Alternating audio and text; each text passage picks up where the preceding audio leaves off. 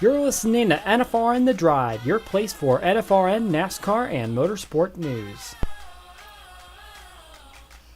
Well, hello again, everybody. Colin Denton here. Welcome to another edition of NFRN The Drive. Thank you to everyone that's been staying tuned. We apologize for the technical difficulties that have plagued us for the past month, but we are excited that we are able to get back to some racing action. We're going to have a lot to talk about the NFRN today, but a lot to also talk about in NASCAR. So we're going to lead off with some headlines as a replacement for the Daily Drive for today. The biggest story of the day, Brent Dewar is going to be the new president of NASCAR. He was the fourth chief operating officer of the sport, but he's led initiatives and drove strategic development that's played a large part in how the sport develops today. And so he has been promoted to that position. Mike Helton apparently still holds a role in the sport. It appears he's the vice chairman of the board of directors. Not clear exactly what role he is still in, but that is what we believe that he is in now. Chris Buescher expects to be back with JTG Doherty Racing again in 2018, which eliminates another peg with the silly season. That is very extensive, and we will get into that a lot later on in the show. He is still on loan from Roush Fenway Racing, and that is seeming to be more apparent as the team appears that they were going to be staying at a two-car team with Trevor Bayne and Ricky Stenhouse Jr. as the drivers. Now, Buescher is currently running with a charter that was loaned from Roush Fenway that used to be the number 16s, but it is a possibility that when that lease goes back to Roush Fenway, which they must either use or send off for someone else to purchase, it could be a possibility that they use one of the charters that they're using for their full-time teams now to send over to Buescher's team and lease that off. And finally, another peg in the silly season, Richard Childress Racing is preparing for the possible departure of Paul Menard along with the family sponsor, who is apparently looking elsewhere. A big rumored landing spot for Menard is Team Penske or Wood Brothers Racing, those teams in a technical alliance, and that is very interesting to look at, and of course we will also be looking at that later on in the show. But we have got a lot of NFRN action that happened in the first weekend. We had the Champions League, we had the Truck Series, the Amateur Cup Series, and of course the Elite Cup Series back for their second season of racing action. So we're going to take a look at some highlight reels on how that all played out. We're going to start off with the NFRN Elite Cup Series. Getting off to green flag action, Dale Jr. fan 88-83 on the pole. But we had some action a couple laps in. Several cars going around there, and it's going to be a big pileup that involves drivers like David Davidson and Bruno De Barros. But up front, this is after the start-finish line, when they were supposed to be on their caution. Stephen Willie goes on his roof. Rambo and Donnie Moore get collected in that one as well. Coming down the racetrack, Tyler Markell and Zachary Fitzwater Sr. collide, and then big contact with Caleb Campbell as he goes flying and there lost his brakes on his machine. Later on, Jack Porkins drives it a little too far into turn number 3, and it sends two other cars on their roofs as well as Porkins. Bruno De Barros, Jet Kraus gets stuck in the fence. All three of those drivers out. Amethyst Ashley makes a late pit stop for fuel when it looked like she was going to be a contender, along with Stuart Graddon, NASCAR Fan 19, and Julio Cesar. And coming around, 3 laps to go, heading into 2. Graddon gets blocked by the slow car of Austin Rogers. It's a 2-car race. NASCAR Fan 19 holding the lead, coming to the white flag, but Cesar gets the run on the inside through 1 and 2. It looked like NASCAR Fan 19 might have had a chance to make a crossover move, but there were slow traffic coming up, and he didn't have that opportunity. So Julio Cesar, in his first career race, our first international winner in the NFRN, takes the victory at Columbia International Speedway. Some pretty good runs for a lot of rookies up there. Griffin Lynn, an Amateur Cup Series regular, takes home a 6th place finish.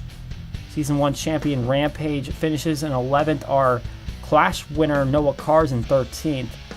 Colin Lindsay, who was 2nd place last year in the standings, but now a full-time Amateur Cup Series competitor who raced his way into the race, ended up finishing 31st with some involvement in the first accident. Well, we tried to get an interview set up with Julio Cesar for today's episode, but unfortunately the schedules didn't pan out, so we might be able to have him on a future episode. So let's move on to some Amateur Cup Series action. Even more newbies up here in this series, a brand new series to the league. First lap coming to the start-finish line, Moses Osborne, Barry Watson, a couple of Truck Series drivers get tangled up with Cal Bisceglia. But then this is a pretty terrifying action, and there was a couple of them on that race. Chase Baldwin goes for a wild ride after Justin Roback flies in there, and a chain reaction of how those cars made contact kind of formed that one. Then Griffin Lynn gets squeezed up against the wall, instantly goes on his roof, and then slams and barrel rolls down on the asphalt. And he's going to land on his roof. A very terrifying ride for Lynn, as well as Baldwin. Now we saw this a little bit later on. Bit of shuffling up here in the front pack, and Ryan Kendall and Ray Chapman get the worst of it as they both make a bit of contact with some other cars and the wall. And then late in the race, another incident with Moses Osborne that sends Kyle Law on his roof. But that isn't even the biggest part of this wreck. Look as Alexander Rowe flies over Austin Rogers, who's already going for a tumble himself. And then as we get into the final laps, green flag goes out. Jacob Rose has the lead. Kenny Knox gets the inside, but then it's Connor Mays. Then Mays has to make a decision where to block. He thinks that the outside line is going somewhere, but the inside line has Donnie Moore all by himself, and he's got the speed to propel himself to the finish line, and he's going to be the inaugural winner in the NFRN Amateur Cup Series. So we take a look at the final results from this one. Mays would come home in second, and then Chris Harley comes up there and grabs a third place finish. Eric Van Arsdale, a veteran of the league, ran in the Elite Cup Series last season. He finished 6th. The other veteran, Colin Lindsay, finished 17th. And we had a couple of part-timers that had some great finishes, even though none of them finished in the top 10. Hunter Cox and Steve Ray finishing 11th and 15th respectively.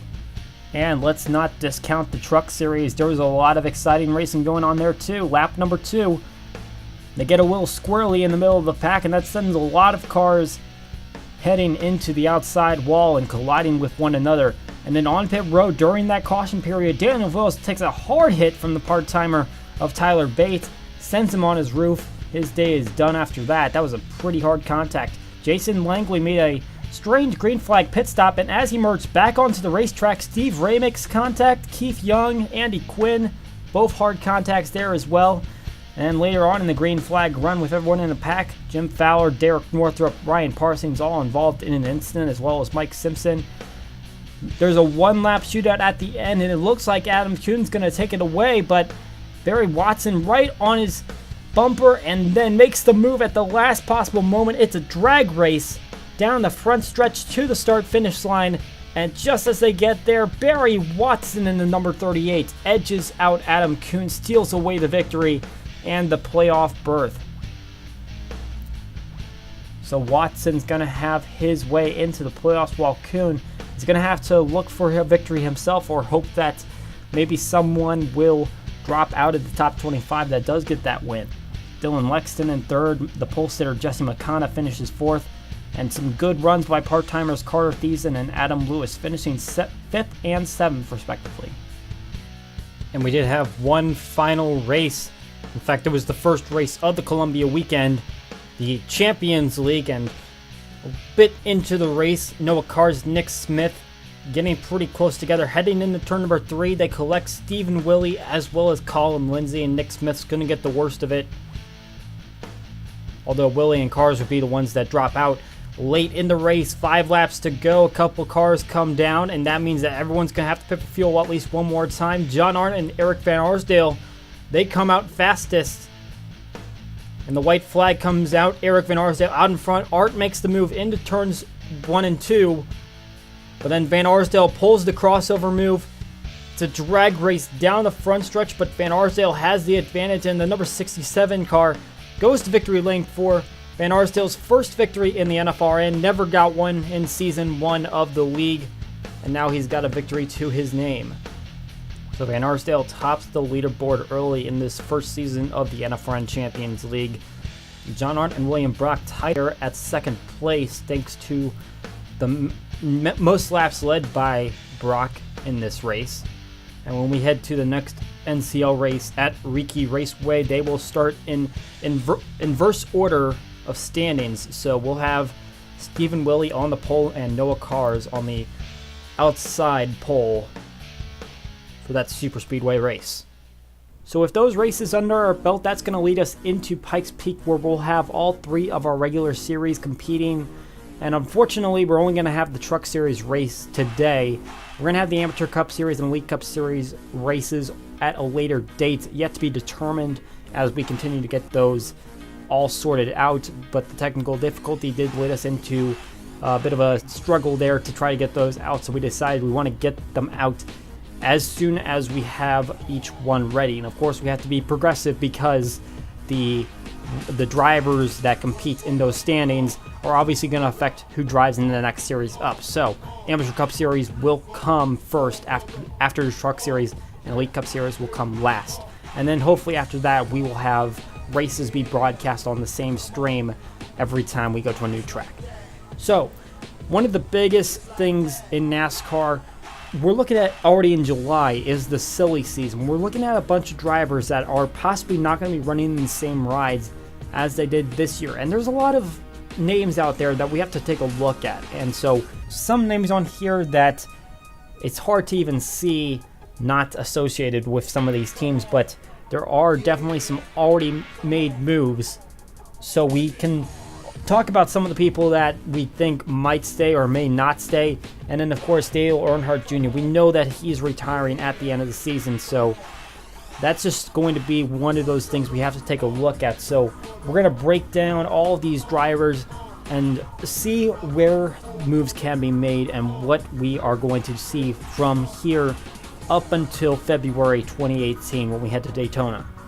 So Jamie McMurray is one of the drivers that shows up on the list of drivers that we're not sure about their status in 2018. Now, Chip Ganassi is one of the guys that is very, very secretive about the contracts. So there's a reason why we don't know when Kyle Larson may be up on the free agent market, if that ever becomes a possibility.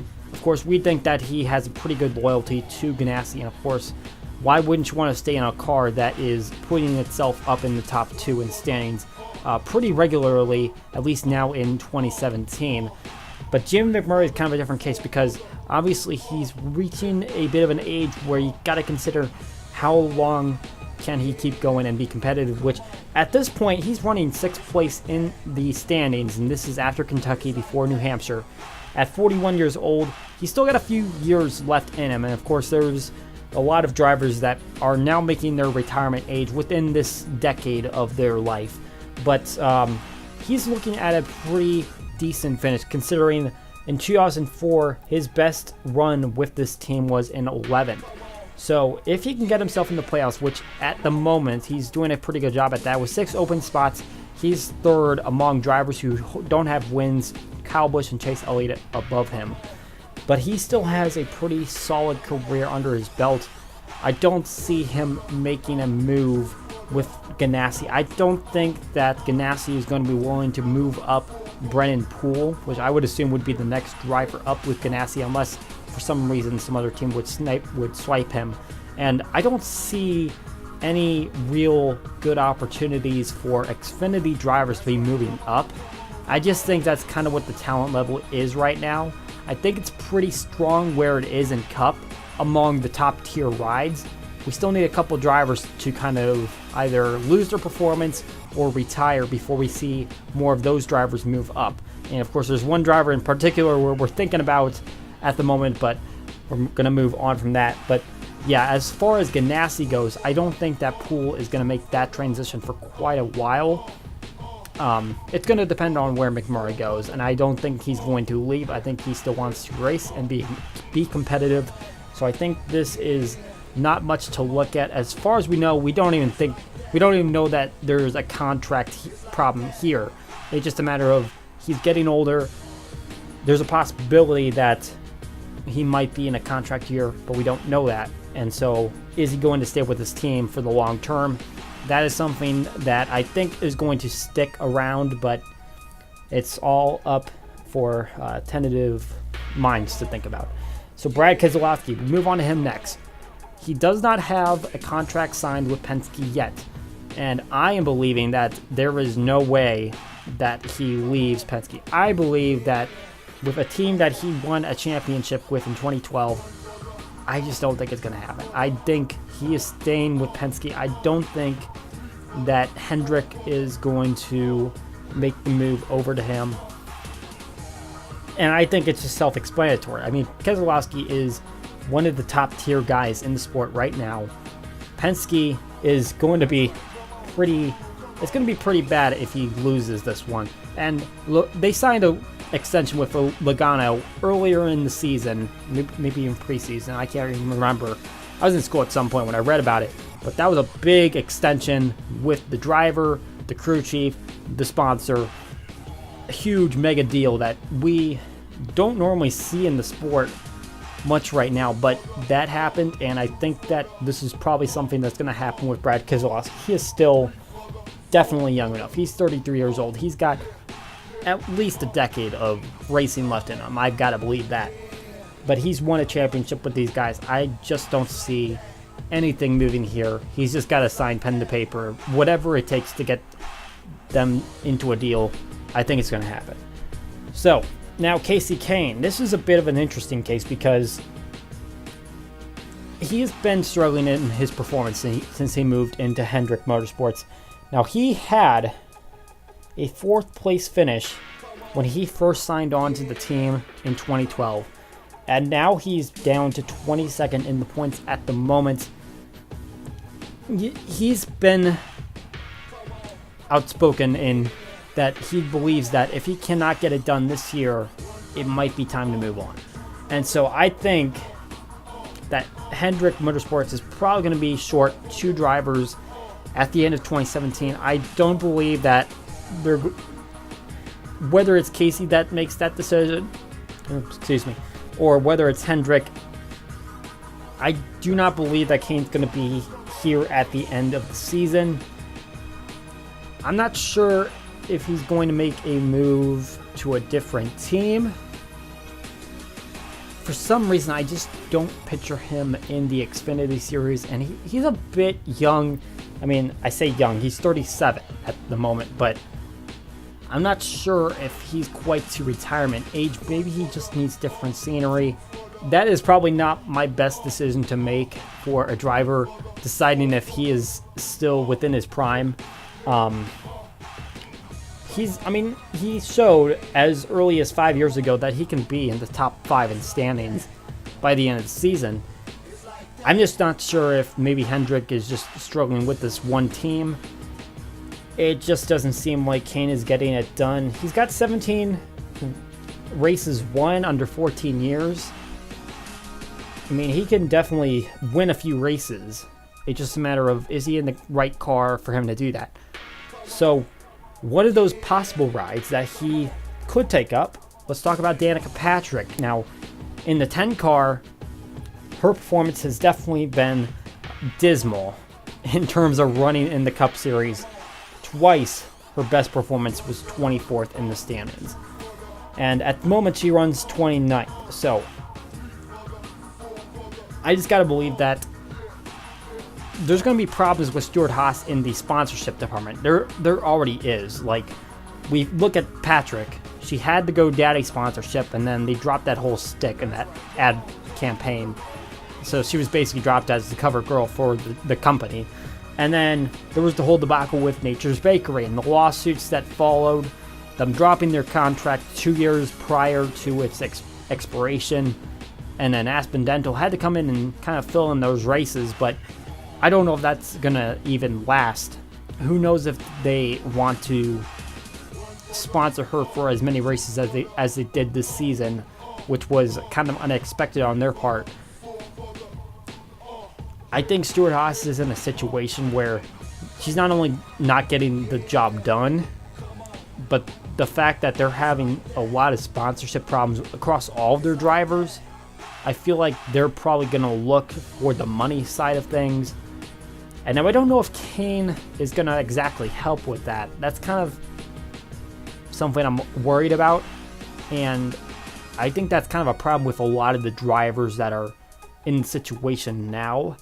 There's not a lot of those that are possibly in the rotation that can bring in the dollars, so to say. Maybe there's someone in the Xfinity Series that could. Don't know if there'll be a willing contender for the championship, but maybe someone can come up from down there, and maybe that's where Stuart Haas goes from there.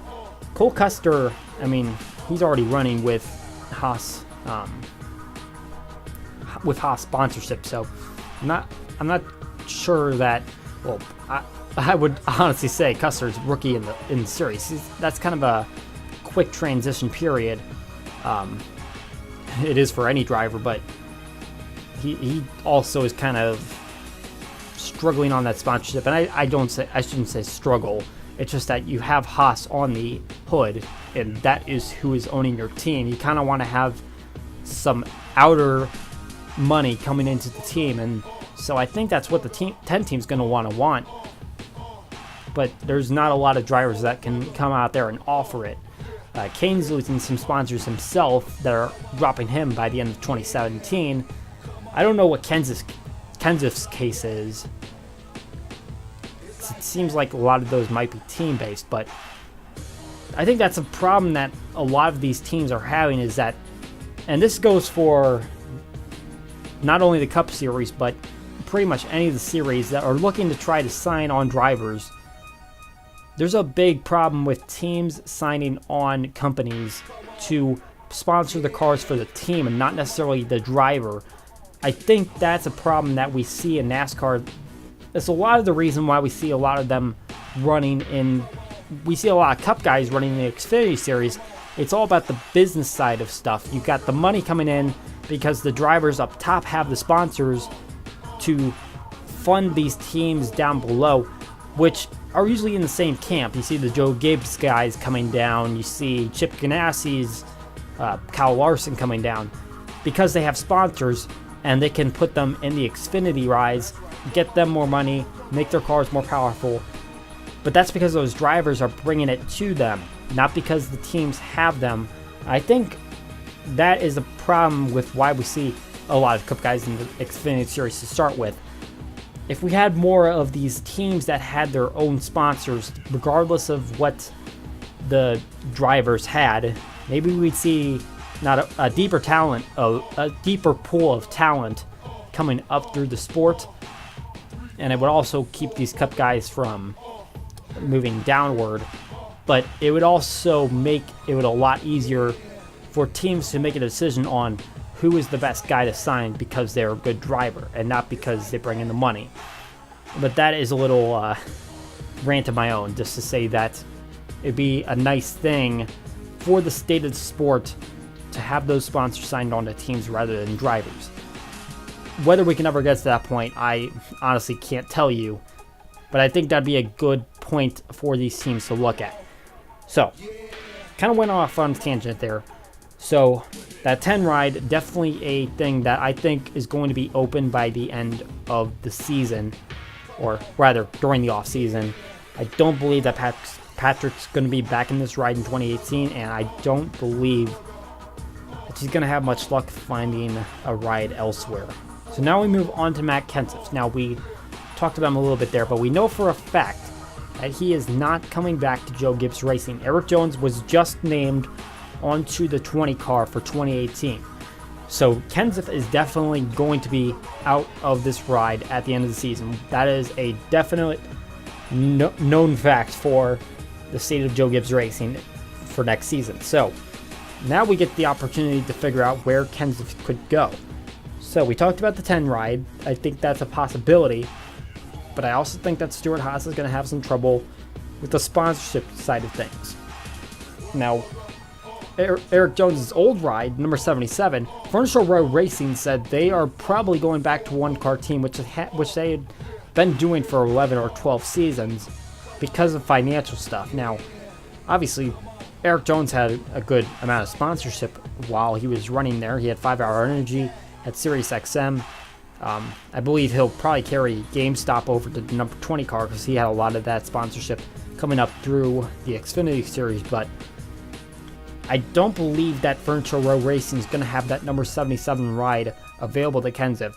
So Kenseth, I believe, would be a name in the contention for the number 88 ride. And there's a lot of names that can be floated around there. I'm going to get to it. But I think Kenseth might be that kind of guy that they want to kind of hold a seat for William Byron. I think that they're going to try to make a move for him because I don't know if they really want to move Byron up as fast as he's going, despite the fact that he is winning a lot of races as of late. Definitely could be a contender for a few more this season, as he obviously won 7 in his inaugural Truck Series season, but Kenseth would definitely be a good placeholder. You sign him on a 1-year contract. He's going to be 46 by the end of it. I think. I mean, he's 45 right now. I don't know when his birthday is, so maybe he'll be 46, maybe he'll be 47. Either way, 1-year contract could be a thing that helps him continue to race, but is going to help Hendrick bring in the future of the team, or at least one of them, because Chase Elliott's obviously signed on as well. That would be a good place for him, but that is definitely a story we're going to be watching throughout the season because you never know when you're going to get the new news. All right, we're going to move on to Paul Menard. So he's kind of been working on a year-to-year deal with Richard Childress Racing, but there has been talks recently, as we mentioned on the top of the show, that Menards is looking at Team Penske and Wood Brothers Racing. So here's the interesting thing about that. I just do not see Penske fielding a third car for Menard. Not sure why. I just think that Penske is going to try to field somebody that's been in their camp for a while or has that experience that Penske thinks is worthy of being a winning team. I'm not sure if Menard's going to be that winning driver. He's 23rd in the standings right now. He's finished up as high as 14th with RCR in 2015, and he's still got a few years of racing left in him, and definitely not a fluke. I know we talked about how family sponsors, they get these guys these rides. I mean, you still got to be a driver to actually compete at this kind of level, and 14th place finish is decent. Not great if that's your best throughout a pretty expansive career, but he's still got something he can bring to the table. I mean, there's a lot of guys kind of question why they're there, but Menard is seeming to put a foot in the door and say that he can race in the series. It's a matter of now, what is Richard Childress Racing going to do if they bail? So Menard, I think his best bet would be if they decide to move over to Wood Brothers Racing, because I think they would probably be an operation that would like some more funding. But that's going to have to rely on Ryan Blaney getting seated in a third Penske car. So I said I don't see Menard being Penske's third driver. I see Blaney being Penske's third driver, and then that would open up the 21 seat. Paul Menard could possibly fill that. That's all speculation at this point, and so. But at the same time, Richard Childress Racing, I don't know if I actually mentioned this, but they've had a lot of layoffs as of late, and I think in the dozens, that the team is just letting go, and that could be the sign that they might be reducing down to 2 cars for 2018. It'd be Austin Dillon and Ryan Newman, and I'm thinking that Ty Dillon, obviously they have the affiliation with Germain Racing, but the way that the RCR camp seems to be going, it seems like they are pretty set, or kind of anticipating that Menard's going to leave, and he might make that move over to Wood Brothers, but they're not going to bring Ty Dillon over into the team. They're going to stick with that affiliate, and Germain Racing's going to do their own thing. So that's kind of an interesting thing to look at, just how RCR is kind of playing this one out. But we're going to see where Menard goes, because his deal is kind of year to year anyway. So this could be something that makes a change. Whether or not it's going to improve performance, definitely going to have to take a look at it. Now, Chris Buescher, we also talked about him. So it's not guaranteed that he's going to be staying with JTG Doherty Racing, but it seems like he's pretty confident that the deal is going to happen. That would be his second year with the team, which was expected to be a loan from Roush Fenway. But it seems like that team wants to stay at 2 cars, the 6 and 17. And obviously they had to fold an Xfinity team with Darrell Wallace Jr. So that kind of made it a little more difficult for Buescher to stay in that team. He's 24 years old. He's got a lot of racing left in him. The 2015 Xfinity Series champion, I think he's still going to be a hot ticket. He's obviously not having the best of years. He's 26 in points. But definitely something you could take a look at and say this guy could be a driver, and he's still got a lot of age left in him. So Buescher looks like that domino is going to stay put, and so I don't think there's much more discussion beyond that. And then our final person that we'll take a close look at, Eric Almirola. So his contract is up with Richard Petty Motorsports.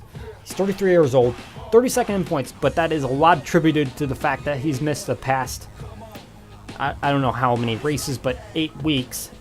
That time period has been, it might be that many races. I don't think we had any off weeks in that time. But regardless, he is coming back and going to try to run out this second half of the season. But there was also a report that was not mentioned earlier that Smithfield is probably going to extend their contract with RPM, which also seems to expire this year. I think that the sponsor is probably going to match Almirola, so I think that he is going to also retain his spot with the team.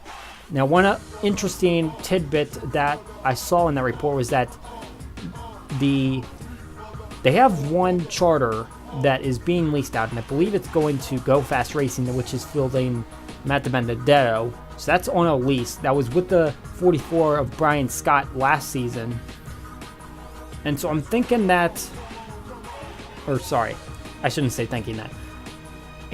Petty explained that he would be interested in trying to take a look at fielding a ride for Darrell Wallace Jr., who obviously filled in for several races during Almirola's injury.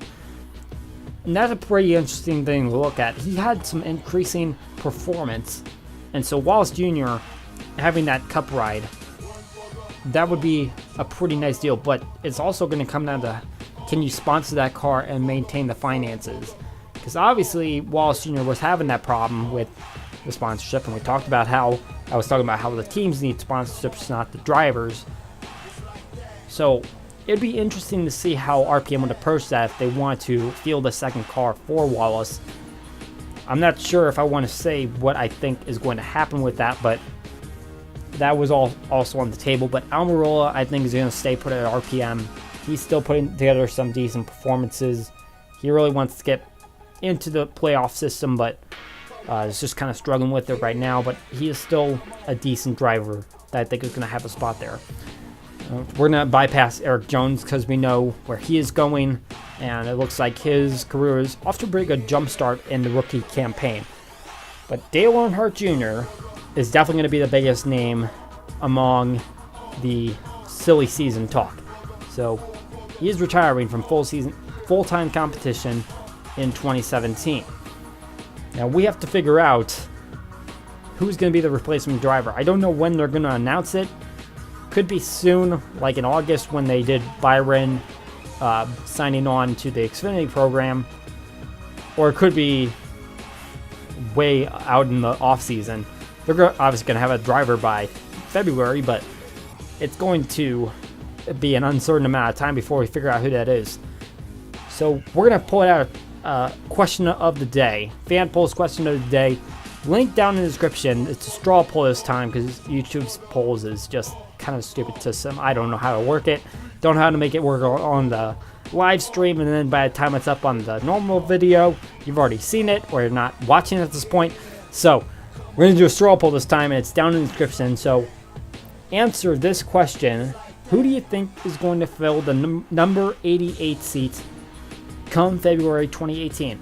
Is it going to be Alex Bowman, William Byron, Matt Kenseth, or somebody else? So the basis of these three names are just kind of the biggest names that are out there. And so we take a look at Alex Bowman. He obviously filled in for the number 88 while Dale was concussed in the later part of 2016. He filled in with a lot of races, had some pretty good results coming up at the end, almost won at Phoenix. But one of the biggest concerns with him is the sponsorship deal.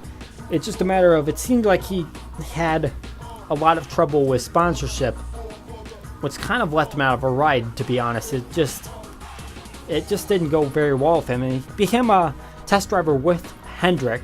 So obviously he has these ties with the organization, and he had those decent performances when Dale's sponsor was on the car. But what's going to happen if Bowman were to put himself in the ride? Is he going to be able to sell himself to sponsors or businesses looking to sponsor the sport? And I mean, I don't know why he doesn't have a sponsor at this point. I question why some drivers have sponsors compared to other drivers, but I believe that Bowman has he has experience in the Cup Series. He ran several full-time seasons with other teams like DK Racing or Tommy Baldwin Racing. So he definitely has time spent in this series, knows how it works. Obviously does a lot of test driving, and then had great performances in 2016. Just a matter of, can we look and see if there's a place for him in terms of the business side of the sport. And then William Byron obviously comes in as a big contender because he has been showing exponential growth coming up from the Truck Series, getting wins in the Xfinity Series. And then Liberty University seems like they're a pretty loyal sponsor, and Exalta has also been on the car for several races. So he does carry a lot of sponsorship up with him, considering that it's going to follow him. Because it's obviously a big commitment sponsoring a Cup team compared to an Xfinity team, because of there's a difference in costs and just the publicity that a sponsor can get. You're going to pay a lot more for a Cup team. So Byron carries that and shows a lot of promise in terms of being a driver. It is a bit premature though, so that's why I kind of hesitate on that idea. And then Matt Kenseth is that final name I stuck in there because he's obviously that veteran presence. He's out of a ride for sure at the end of the season. Could that be the opportunity he needs just to stay in the sport and have a championship contending car? I'm not going to say that Dale isn't driving that thing to his potential, just maybe not having the best of luck. You just don't know what's going on with that team, and Kenseth could possibly make a booster fit, maybe not, but he stays in the sport regardless, maybe a year before he retires.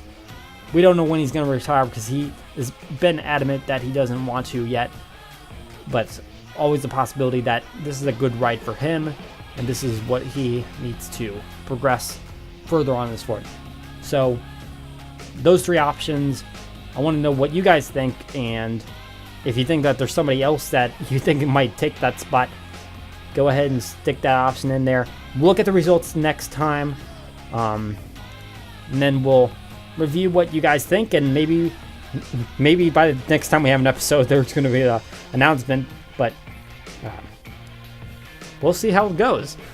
All right, so I think this is going to be a pretty short episode. We've talked for a little bit with these drivers, but I believe now it's time. Let's go ahead and call it quits for today. That was our big topic of discussion, the silly season of NASCAR in July. So we are going to head into NTS, NFRN Truck Series competition at Pikes Peak.